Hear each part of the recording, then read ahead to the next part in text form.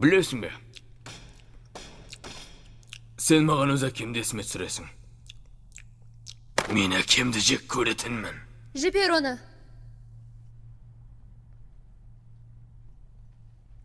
Сәлем, сұлу қыз. Сен Харвидің құрбысы болуың керек. Неткен әдемі едің.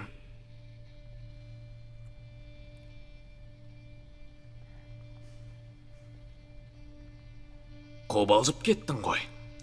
Тыртықтар үшін бе? Қайдан екенін айтайын ба? Бер кел. Қара маған. Менің әйелім болған. Сондай әдемі, сен сияқты. Ол маған қақылдай беретін. Сен көңілсізсің деп. Маған көп күлу керек дейтін. Ол құмар ойыншы болатын, және ылғи да қарызға батып жүретін. Бір күні олар оның бетін кесіп тастады. Ал бізде отаға мүлдем ақша болмады. Ол бұны көтере алмады.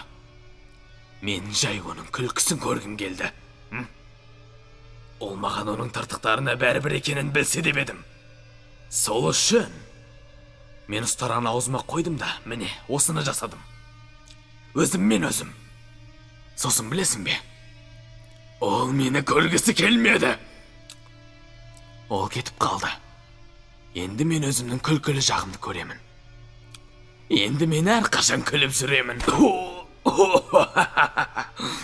Төбелесейін дедің бе? Маған бұл ұнайды. Мұнаны да ұнатарсың.